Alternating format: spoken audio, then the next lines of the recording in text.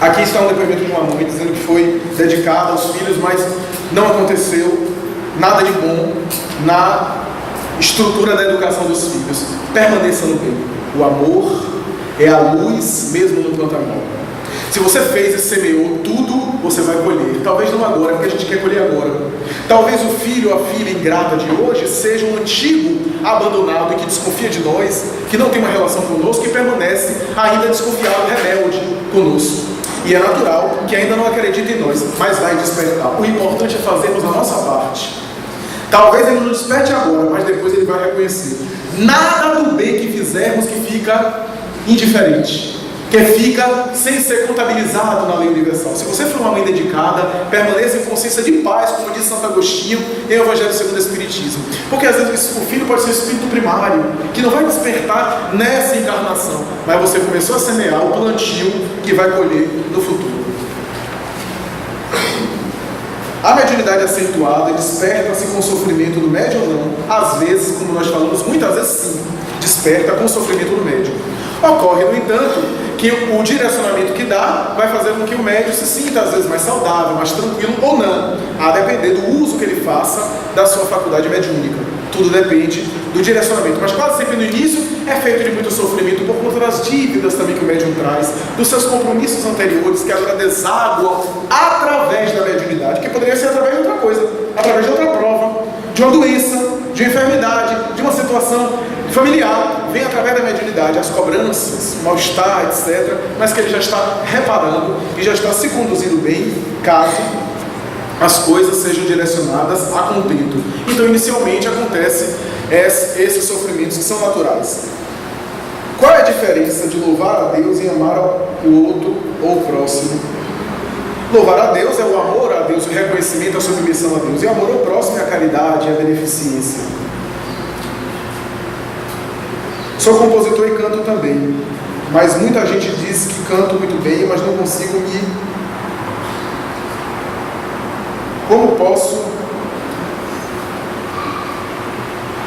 me melhorar cantando, me conduzir cantando? Bem, o exercício, seja no canto, seja na mediunidade, é o melhor para direcionar as forças psíquicas.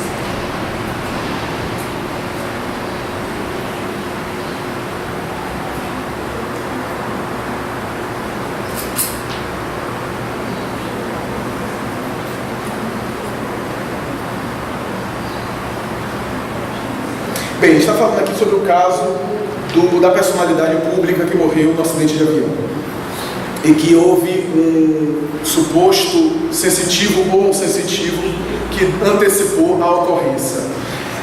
Como nós dissemos, o Espiritismo não se pronuncia, não se interessa por profetismo, ademais profetismo imediatista. A melhor pessoa para explicar o que lhe aconteceu foi a pessoa que disse ter recebido essas informações. Por uma questão de ética, não iremos fazer muitas considerações a esse respeito, mas possível de prever um acidente dessa natureza, existe a possibilidade. Porque como uma situação dessa quase sempre é programada, adredemente programada, mas foi uma falha mecânica. Mas a falha mecânica também está programada para acontecer. Por que a falha mecânica tinha que acontecer com aquelas pessoas especificamente? Então, porque naturalmente a falha mecânica vai acontecer, mas quem é que estava no avião naquele momento da falha mecânica ocorrer? Porque os espíritos já sabem, os bons espíritos superiores já sabem quando a falha mecânica vai ocorrer, porque eles conseguem ter acesso ao mundo material, e a falha mecânica é no mundo material.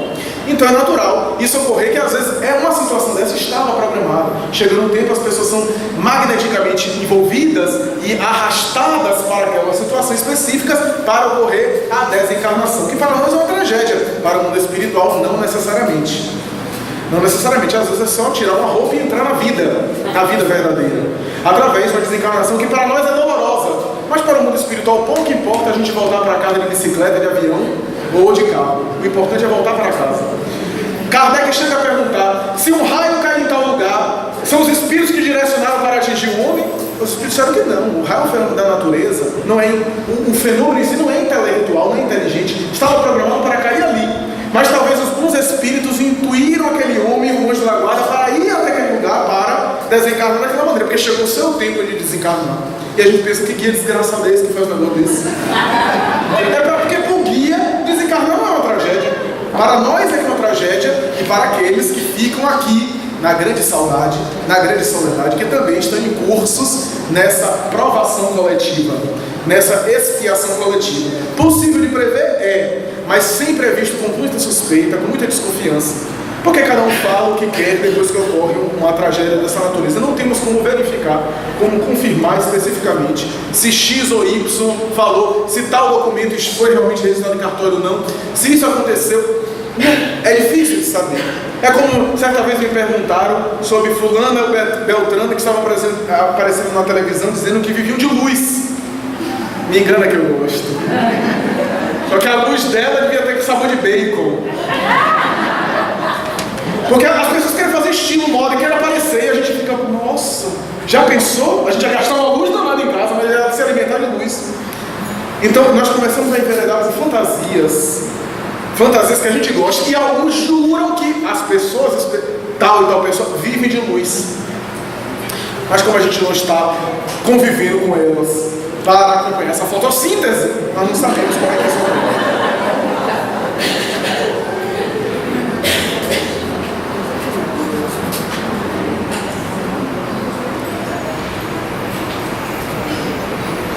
Muito bem, alguém citou aqui os autores como Marcel Benedetti e outros sobre alimentação carnívora. É um autor específico, que alguns, inclusive o espírito Ramatiz, defende a ideia do vegetarianismo. Não é a opinião da doutrina espírita. Lembremos o que o próprio Emmanuel disse a Kardec. Se eu disser alguma coisa que está de contrário à codificação, fique com Kardec e procure me esquecer. Porque a codificação não é a opinião de um espírito. Kardec fez uma pergunta a vários, é um consenso de vários espíritos. Então, um autor ou um espírito guia não pode ser naturalmente melhor do que os guias da humanidade toda. Por isso, todos os espíritos de credibilidade naturalmente se referem à qualificação como uma base dos princípios. Como eu falei, com vistas ao futuro, diz Emmanuel já em O Consolador sobre isso, diz André Luiz no próprio Missionário da Luz, diz Humberto de Campos em Cartas e Crônicas, que no futuro nós deixaremos a alimentação animal conforme nós se dá nesse plano. Mas não podemos agora estabelecer taxativamente que todo espírito ou toda pessoa deve deixar de se alimentar, de se vincular com a alimentação carnívora. Tudo aquilo que tem escrito a esse respeito tem sido opiniões pessoais, respeitáveis, de autores, alguns de prestígio, de credibilidade, mas entre a opinião isolada de um autor e da codificação de Allan Kardec, nós normalmente ficamos com a codificação, porque é o consenso do mundo espiritual. Então, me parece que acabou.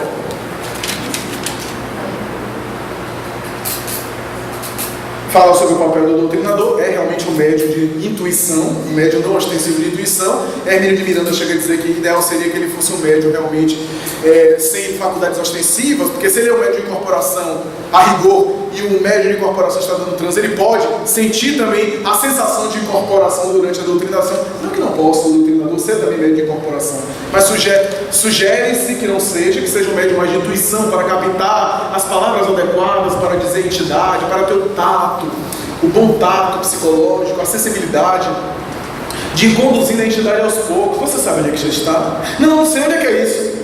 É uma reunião que ora, que fala sobre Jesus. Eu não acredito nessas coisas. Pois é, mas Deus encaminhou você aqui, por que você despertou logo aqui?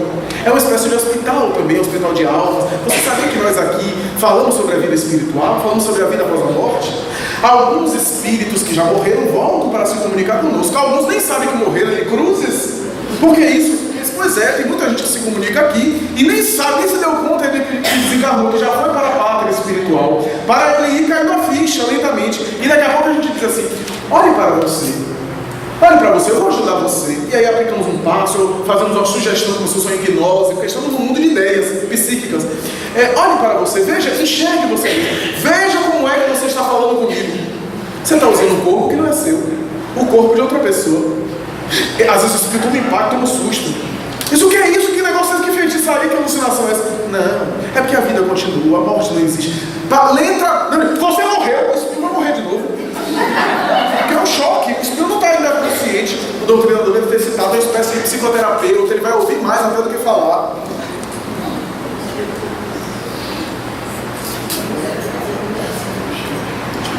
O critério de escolha que são atendidos em reunião mediúnica varia de casa para casa, de mediúnica para mediúnica. Depende do tipo de trabalho que as mediúnicas fazem, do tipo de atendimento, de terapêutica mediúnica específica. O ideal, diz Allan Kardec, é que as comunicações mediúnicas sejam espontâneas, que nós oremos em vibração pelas pessoas da lista que pedimos, sem necessariamente evocar, porque às vezes eu tenho um médium que está ali presente, o médium conhece o problema de fulano, ou eu então digo a ele, a gente vai orar para fulano, vamos, recebe o Espírito, fale, sintonize e concentre em Beltrana que o problema é isso, isso, isso. O médium pode se sentir sugestionado e pode acabar forçando a comunicação, que não existe, que está no seu inconsciente, principalmente se ele conhece a pessoa. Aí que ele vai entrar, já sei o problema dele é isso. E aí entra em transe, porque é uma antena muito sensível. Se ele é sensível aos desencarnados, ele é sensível também aos encarnados. Daí as comunicações espontâneas são sempre melhores. A gente coloca a lista de pessoas para orar pelas pessoas, na parte de orações, e deixamos espontaneamente para que os bons espíritos levem à reunião aquelas entidades que já têm condição de se comunicar. Gostaria de agradecer penhoradamente a professora Raimundo Gisteira, a Esther aqui presente, na pessoa de quem também cumprimentamos toda a organização, todos aqueles que organizaram e que estruturaram esse evento, Iramar e assim por diante. Gostaríamos de agradecer àqueles que estiveram aqui, de variadas casas, de variadas instituições. Falar de mediunidade a gente sempre aprende e nunca sabemos tudo de mediunidade, sempre temos que aprender em mediunidade, porque cada mediunidade é uma, sempre há variações, porque o psiquismo humano é infinito, é muito subjetivo. Então, nós pessoalmente também aprendemos muito aqui, porque à medida que nós vamos discutindo e falando sobre as questões, nós também vamos sedimentando conhecimento, aprendendo, temos ideias novas, inspirações. Penso pessoalmente que estamos diante de um momento em que há uma nova necessidade, uma nova mentalidade até nessa instituição específica, pelo menos conversando com trabalhadores e sentindo a presença espiritual daqueles que laboram nessa instituição, na condição de anjos tutelares desencarnados, estão interessados naquelas mentes aqui presentes dos trabalhadores, que também interessados em evoluir, em crescer, em dar cada vez mais uma qualidade maior nas práticas mediúnicas da casa, tornando, portanto, essa instituição veneranda que já é ainda mais abençoada. Então, agradeço de maneira penhorada, agradeço a vocês em geral, especialmente, sem cuja presença não poderíamos fazer uma atividade como essa, e até a próxima, se Deus quiser.